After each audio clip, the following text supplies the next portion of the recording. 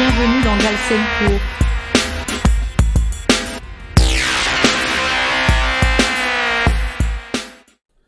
salaamaaleykum sama gars yi maa ngi leen di jaar yéen ñëpp di leen nuyu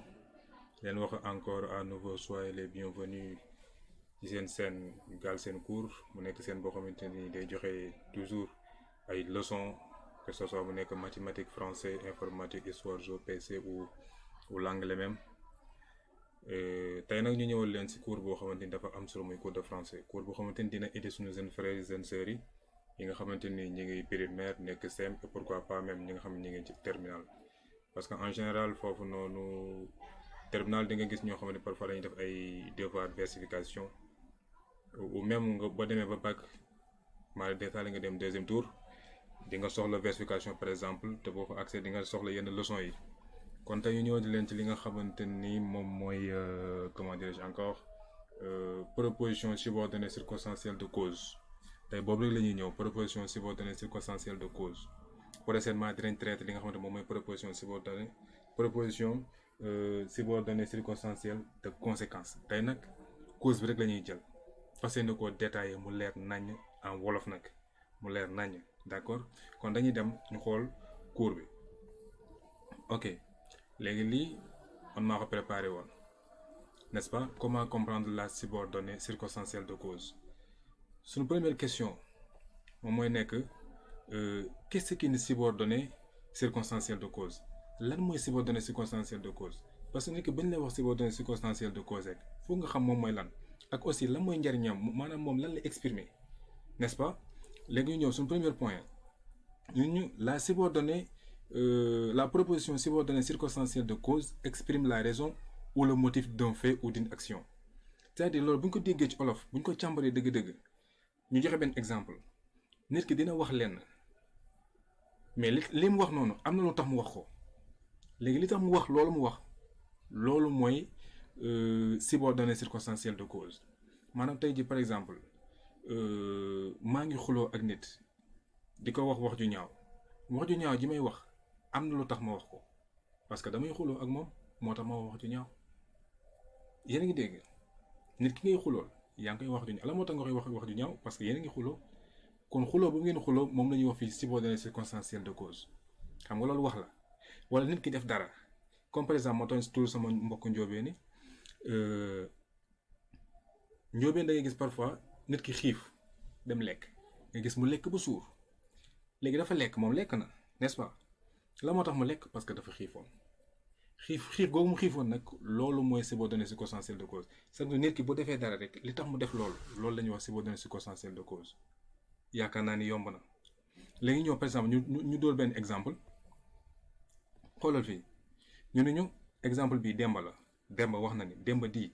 moi j'aime bien quand mon père m'accompagne virgule parce qu'il me donne de l'argent pour acheter des choses Demba wax de exemple la Demba nee na moom day bëgg di ànd ak papaam n'est-ce pas la moo tax muy bëgg di ànd ak papaam parce que saa yu ànd ak papaam da koy jox xaalis muy jënd ay yenn bagages muy jënd lu ko neex par exemple yaa ngi dégg kon Demba nee na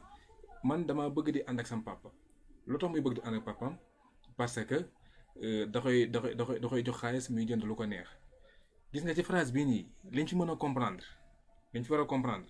moom mooy la proposition subordonnée parce qu'il me donne de l'argent pour acheter des choses exprime la raison de la satisfaction de Demba la proposition fii nii bu ñu xoolee la mooy proposition subordonnée de cause bi moom mooy parce qu'il me donne de l'argent pour acheter des choses gis nga lii parce qu'il me donne de l'argent bii nii pour acheter des choses lii la ñuy wax proposition subordonnée de cause xoolal fii mu ni la proposition subordonnée parce qu'il me donne de l'argent mi ngi nii maanaam dañ ko leeral fii rek xam ne lii mooy proposition subordonnée de cause bi mi ngi nii la proposition subordonnée parce qu'il me donne de l'argent pour acheter des choses exprime la raison de la satisfaction de Demba maanaam parce qu'il me donne de l'argent pour acheter des choses loolu mooy justifier lan moo tax Demba bëgg di ànd ak papaam kon li tax Demba bëgg di ànd ak papaam loolu noonu moom mooy proposition subordonnée de cause te fii lan la parce qu'il me donne de l'argent pour acheter des choses loolu rek moo tax Demba di ànd ak papaam tey jii Demba bu fekkoon ne ànd ak papaam di ko doy est-ce que dina bëgg di ànd ak papaam non non non kon la moo tax Demba bëgg di ànd ak papaam parce que papaam da koy jox xaalis muy am lu mu jënd moo tax muy la proposition subordonnée parce qu'il me donne de l'argent pour acheter des choses exprime la raison de la satisfaction de Demba kon suñu exemple bi la mooy proposition subordonnée circonstancielle de cause mi ngi nii parce qu'il me donne de l'argent pour acheter des choses li mooy proposition subordonnée circonstancielle de cause yéen comprendre loolu kese la kon à chaque fois proposition subordonnée circonstancielle de cause moom day justifier li tax nga def leen li wala li tax nga wax leen li on est d'accord lan moo tax par exemple ne la lan moo tax nga mer mu ne damaa xëy ndékki yow moo tax ma mer toujours suñu njóobee noonu la bu ñu xëyee dañuy mer parce que bu ñu gisul ndékki rek dañuy mer lan moo tax nga mer parce que bi ma xëyee suba gi ndékkiwu ma kon la mooy proposition subordonnée de cause bi parce que damaa xëy ndékkiwu ma loolu mooy proposition subordonnée de cause bi li waral nit ki def leen rek loolu mooy proposition subordonnée de cause bi ay waay loolu yomb na de ayca ñu dem suñu deuxième point mu ne lan la subordonnée point fi mu nekk sax baaxul fi laa ko waroon wàcce la subordonnée circonstancielle de cause ba tey suñu première question suñu question bi la ñuy tontu qu'est-ce qu'une subordonnée circonstancielle de cause fii la leere xam nga fii nii premier point bi da la doon wax li nga xamante moom lay exprimer fii nag mu ni la proposition subordonnée de cause est une subordonnée conjonctive loolu la c'est quoi une subordonnée voilà fii xaar ma def écart kii bi def fi espace voilà la subordonnée circonstancielle de cause est une subordonnée de cause est une subordonnée conjonctive loolu mooy définition fu ñu leen ko laajee rek ne leen la subordonnée circonstancielle de cause est une subordonnée conjonctive c'est-à-dire elle est introduite par une conjonction de subordination ou une locution conjonctive c'est-à-dire boo xoolee li nga xamante ni moom phrase bi nga xamante ni partie bi nga xam ne moom moo séparé subordonnée circonstancielle de cause bi ak beneen partie bi foofu à chaque fois seen diggante day am foofu subordonnée conjonctive wala subordination wala locution conjonctive diggante par exemple subordonnée de cause bi ak conséquence bi foofu à chaque fois dafa am moo bu leen ni séparé moo bu leen ni séparé nag moom la ñuy wax subordonnée conjonctive wala locution conjonctive léegi lan mooy subordonnée conjonctive wala lan mooy locution conjonctive li séparé ñaari parties yi maanaam li séparé subordonnée circonstancielle de cause bi ak subordonnée circonstancielle de conséquence moo boobu loolu noonu li leen séparé dox seen diggante loolu la ñuy wax locution conjonctive wala subordination wala une conjonction de subordination noonu lañ ko tuddee parfois nga gis ñu ni une conjonction de subordination ñii ni une locution de conjonctive locution conjonctive autant pour moi ñaari termes yëpp benn la conjonction de subordination ou locution conjonctive léegi lan mooy conjonction de subordination wala lan mooy locution conjonctive gis nga moo yi parce que moom conjonction de subordination la puisque aussi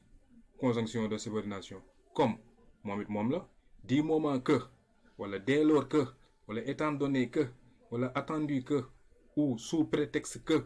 wala ñu ni vu que wala ñu ni non que wala soit que gis nga lii voilà gis nga lii li ko dalee fii ba fii parce que puisque comme du moment que dès lors que étant donné que attendu que sous prétexte que vu que non que wala soit que lii la ñuy wax conjonction de subordination wala locution conjonctive à chaque fois terme yii moom mooy séparer ñaari parties c'est-à-dire subordonnée circonstancielle de cause bi ak subordonnée circonstancielle de conséquence ak ñëwaguñ ci cause bi rek la ñuy door tey mooy nekk suñu objectif voilà bu loolu weesoo ñu ni leen ces conjonctions c'est-à-dire mooy yii nii nga gisoon parce que puisque comme du moment que dès lors que yii nii moom la ñuy wax ces conjonctions fii c'est pas un ça manque ns voilà ces conjonctions ou locutions conjonctives sont suivies de l'indicatif sauf non que et soit que qui sont suivies di subjonctif mu ni ces conjonctions yii nii gis nga yii ces conjonctions ou locutions sont suivies de l'indicatif sauf non que soit que qui sont suivis du subjonctif. C'est-à-dire buñ jëlee phrase bi am na subordonnée comment on appelle encore phrase bi am na proposition subordonnée circonstancielle am de cause am tamit subordonnée circonstancielle de conséquence. xam nga ñaari subordonnées yooyu am na mot bu leen séparé terme yu leen séparé terme yooyu moom la ñuy wax locution conjonctive. léegi nag après locution conjonctive bi verbe bi ngay gis ci partie soit par exemple xoolal voilà exemple ñu jël exemple bi tu mangeras de l'oignon virgule parce qu'il te fait mal. xoolal première partie ngi nii deuxième partie on est d'accord. Tu mangeras de l'oignon parce qu'il te fait mal. xam nga fii tey parce qu'il bi par exemple mënoon nañ fi am lii mënoon nañu am puisque wala comme wala du moment que wala dès lors que wala étant donné que wala nangam yéen comprendre mënoon nañ fi am loolu mais fii dañoo xool bi adéquat ñu def ko fi parce qu'il xam nga fii kii la conjonction de subordination moo nekk nii parce qu'il maintenant après parce qu'il bi moo tax ñuy wax verbe bi nga xam ne moo ciy topp moom soit day nekk indicatif wala mu nekk subjonctif. maintenant gis nga fii verbe faire la verbe faire au présent la ñuy wax je fais terminaison s, tu fais terminaison s, il fait terminaison t. gis nga kii présent de l'indicatif la daf ni la après conjonction de subordination bi verbe bi topp ci ginnaaw indicatif lay doon. mais bu fekkee conjonction de subordination bi dafa nekk non que excusez voilà dafa nekk non que bi wala soit que. bu fekkee non que la wala soit que boo verbe bi topp ci ginnaaw fii donc yóbbu au subjonctif. xoolal tey jii tu mangeras pas de poireaux parce que tu les adores. ba tey gis nga parce que bi moom garaawul fii comment dirais-je voilà mi ngi nii ba tey it indicatif la. xoolal tey ñu jël suñu exemple bi il ne partira pas en vacances cette année non que gis nga non que lan lañ la waxoon ces conjonctions ou locutions conjonctives sont suivies de l'indicatif sauf non que et soit que qui sont suivis du subjonctif. maanaam bu dee non que moo fi nekk verbe bi ngay jot fii ci ginnaawam moom subjonctif la war a doon warta nekk indicatif. subjonctif la war a doon xoolal fii non qu'il n'en est pas verbe baa ngi nii ne et lii c'est l'auxiliaire avoir conjugué au subjonctif présent que j'ai que tu es qu'il est. essayez de comprendre nan la fi de moo tax mun la verbe bii topp ci ginnaawam subjonctif lay daam. si bu fekkee ni locution conjonctive bi dafa nekk non que wala soit que à part ñaar yooyu yeneen yi des yépp verbe bi topp seen ginnaaw indicatif nga koy yóbbu. moo tax fii gis nga moo tax mu demee nii fait que gis nga tu mangeras de l'oignon parce qu'il te fait mal. voilà parce qu'il te fait mal. fii conjonction bi lan la parce que kon donc verbe bi topp ci ginnaawam day dem au indicatif la nga koy yóbbu à l'indicatif. bu fekkee ni dañoo am soit que wala non que gis nga fii non que lañ fi am verbe bi fu muy jëm au subjonctif présent. gis nga auxiliaire avoir conjugué au subjonctif présent mi ngi nii. kon donc bu fekkee ni dañoo am non que wala soit que verbe bi topp ci ginnaaw bi subjonctif lay dem, n'est-ce pas? Subjonctif. moo tax mu ni il ne partira pas en vacances cette année non qu'il n'en est pas les moyens mais parce qu'il a trop de travail mu ni fii du dem vacances année bii nii du caage ni amul moyens yi waaye liggéeyam ci boppam moo bari dafa yor liggéey bu bari loolu la fi wax kon fii yaa ngi am nonka verbe bi topp ci ginnaawam subjonctif nga koy yóbbu boo fi amoon soit que verbe bi topp ci ginnaawam subjonctif nga koy yóbbu bu fekkee ne da nga am mën ngaa am yeneen yi bu fekkee nekkul nonka wala soit que foofu indicatif lay doon verbe yi topp seen ginnaaw fii indicatif lay doon parce que yaa ngi ay parce que mënoon naa doon par exemple du moment que wala étant donné que yooyu yëpp indicatif nga ko yóbbu temps indicatif yi xam ngeen ni temps indicatif mooy présent passé futur simple passé simple affaire yoon imparfait passé composé temps yooyu lay dem mais bu fekkee dafa am non ko wala soit que là subjonctif nga koy yóbbu kon lii la ñu wàcc suñu dernier point ñu xamal leen ni leen lorsque plusieurs subordonnées conjonctives circonstancielles de cause se suivent, on évite la répétition de la conjonction de subordination en la remplaçant par que. Par que bi. Yaa ngi gis alors sax ma kii ko en rouge ngeen gis ko voilà garaawul sax baal ma entouré ko noonu rek waaw c'est pas grave. Voilà. Moni, lorsque plusieurs subordonnées conjonctives circonstancielles de cause se suivent, on évite la répétition de la conjonction de subordination en la remplaçant par que. Moni, bu fekkee ni dañoo am plusieurs subordonnées conjonctives circonstancielles de cause bu fekkee dafa bari ci phrase bi ñoom ñëpp ñu toppalante doo fi nekk di répéter di répéter conjonction de subordination yi. Comme par exemple nga jël benn phrase nga xam lii dafa am subordonnée conjonctive circonstancielle de cause nga topp di répéter ay puisque étant donné que vu que di répéter ko ci non foofu dañuy éliminer répétition bi kenn soxla fi répétition waroo ko répéter léegi conjonction de subordination yooyu noonu moom ngay remplacer par que mu jeex. Exemple ñu ngi nii étant donné que. Gis nga fii am nañ ci benn conjonction de subordination mi ngi nii étant donné que étant donné que vous voyez étant donné que le vent avait cessé de souffler et que la mer s'était calmée on peut sortir dans l'embarcation. Gis nga fii nee la étant donné que première locution de subordination mi ngi nii étant donné que le vent avait cessé de souffler fii moo nañ fi indi beneen conjonction de subordination mais ñoom ñaar ñooy taxaloo